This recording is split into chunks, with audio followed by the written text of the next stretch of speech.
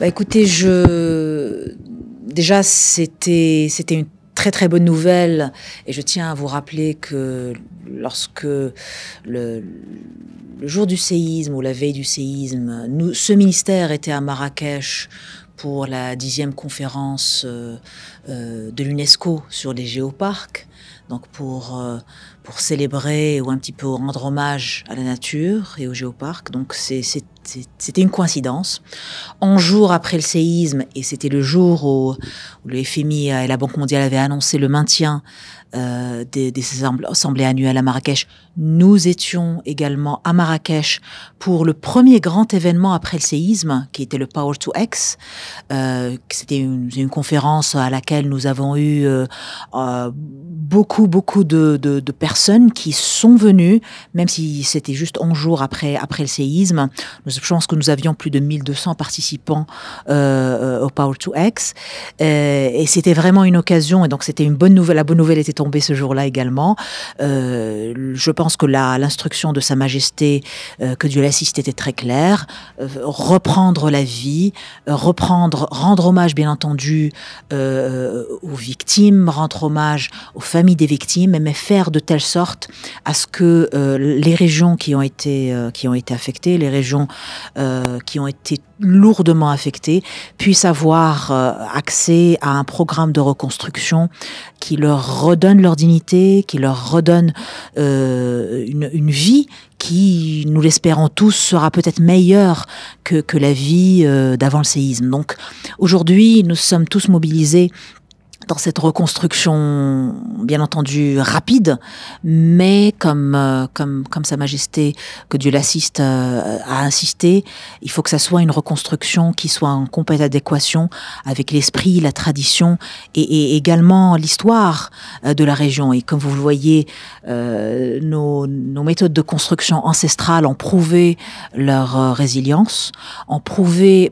Nous avons, si vous avez le temps d'aller visiter l'agence marocaine de l'efficacité énergétique ici à Marrakech, on fait des tests après le séisme d'El Hoceima sur des bâtiments en murs de pierre confinés qui ont montré apparemment, selon les tests, qui sont résistants au séisme à l'échelle 8 de Richter, mais également de l'efficacité énergétique, donc avec des tests de température, que la température puisse rester entre 15 et 25 degrés, même à Marrakech, que ce soit en hiver ou en été. Donc, je pense qu'il est temps réellement de renouer avec nos traditions et augmenter cela avec des nouvelles technologies comme le solaire, batterie, digitale, etc. Donc, vraiment, ce programme de reconstruction bien entendu, est en cours, accéléré. La commission interministérielle se réunit de manière très régulière sous la présidence de Monsieur Chelou du gouvernement. Et donc, c'est vraiment une occasion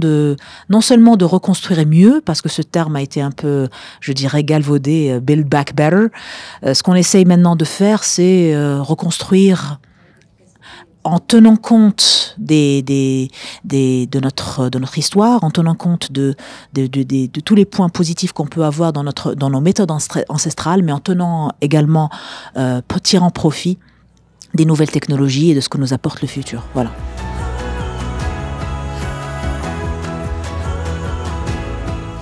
Alors bien entendu, il y a plusieurs sujets.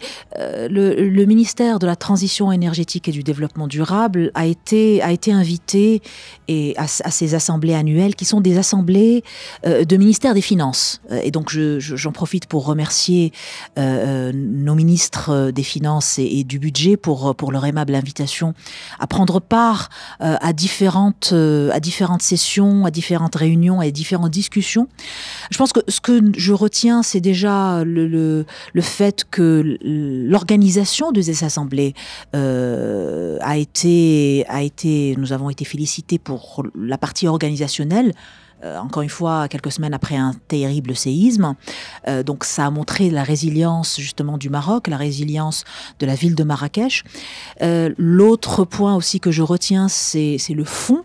Le fond de ces discussions qui a été également, je veux dire, mentionné par plusieurs parties prenantes. Et donc, le fait d'avoir également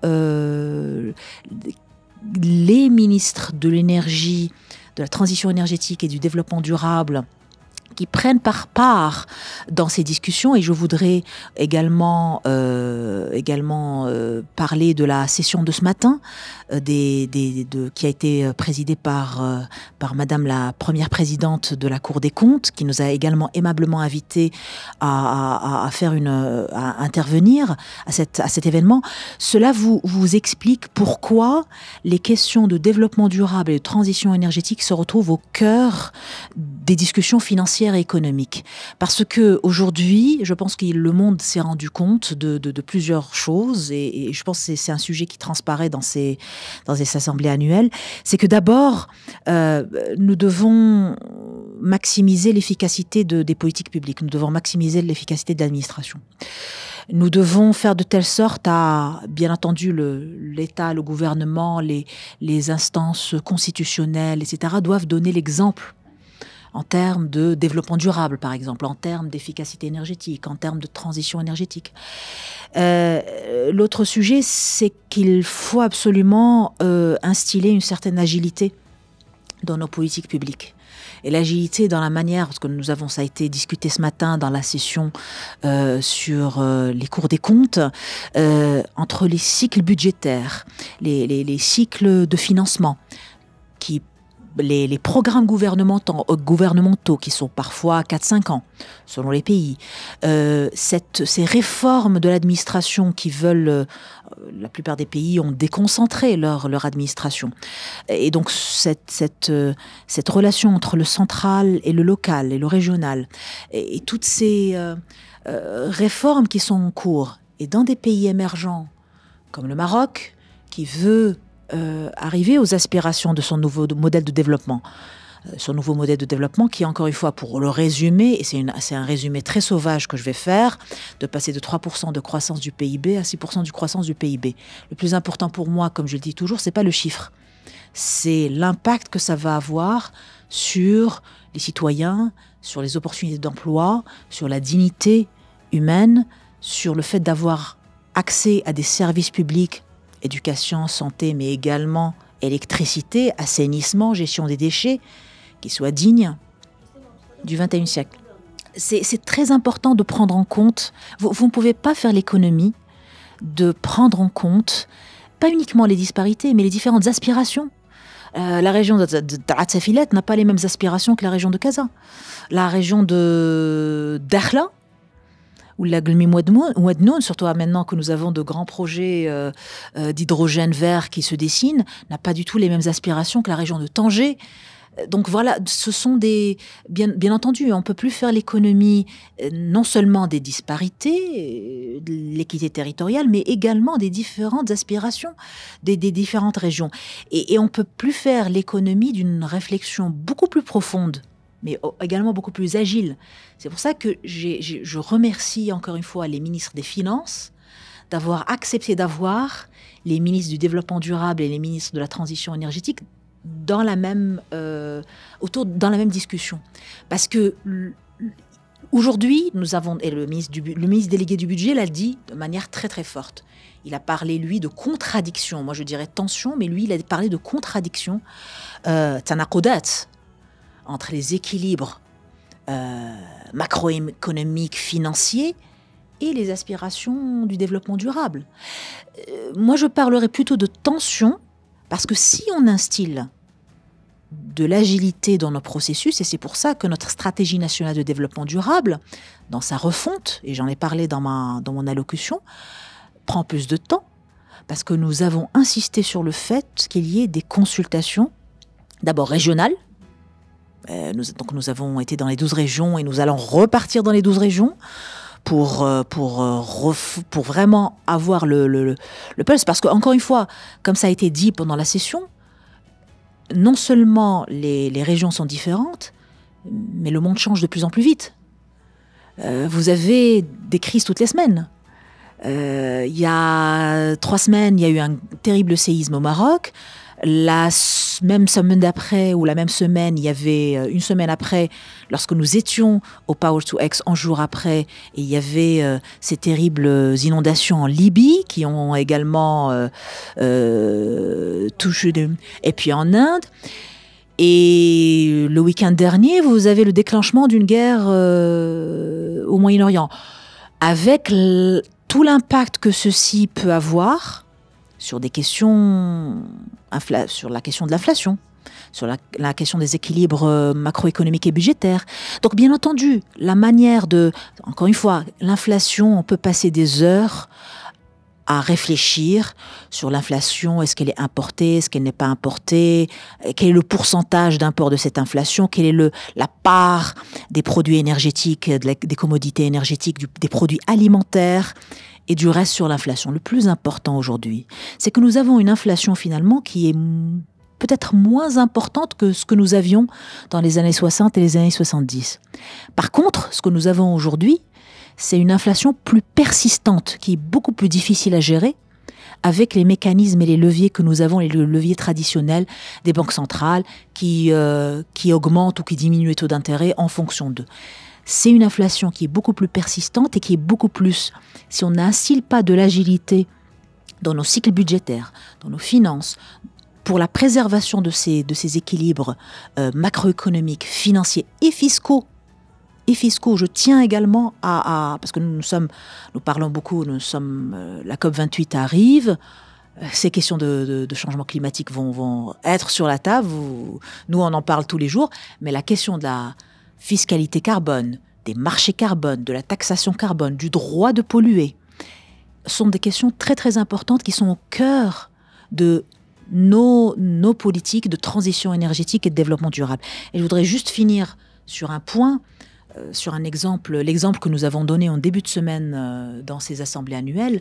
Si vous prenez l'exemple de la pandémie, de la Covid-19, vous avez 3 et quelques millions de personnes qui sont tombées dans la pauvreté ou la vulnérabilité. 45% est dû, c'est un impact direct de la pandémie. Mais 55%, c'est dû à l'inflation et à la reconfiguration des chaînes d'approvisionnement, etc., etc., etc. Donc tout ceci oblige aujourd'hui toutes les parties prenantes à revoir. Et c'est pour ça que j'étais très contente de cette discussion que nous avons ce matin avec la Cour des comptes, avec les organismes institutionnels d'audit, parce et ça a été dit par plusieurs intervenants, il faut que nous arrivions à sortir, mais alors là très très très rapidement, de cette manière de travailler un peu traditionnelle, où les cours des comptes sont là pour auditer a posteriori. Il faut que ce soit concomitant, il faut que ce soit en parallèle, il faut que ce soit agile et il faut que ce soit régulier.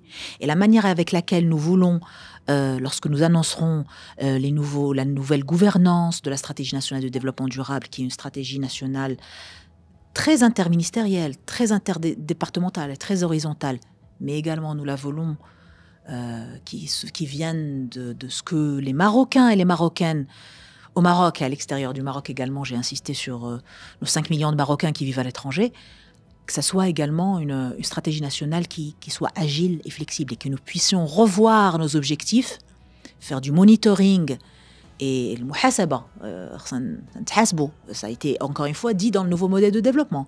Il faut vraiment que nous prenions en compte le monitoring et encore une fois, s'il faut changer en cours de route, ce n'est pas grave. Il faut changer, mais il faut avoir le courage de dire, tous les 6 mois, le monde change. Donc il faut avoir le courage de dire que nos politiques publiques, nos stratégies, nos cycles budgétaires, nos cycles de financement doivent s'ajuster avec le temps, en tenant compte bien entendu le mandat gouvernemental 2026, l'agenda 2030 et bien entendu l'horizon du nouveau modèle de développement de 2035.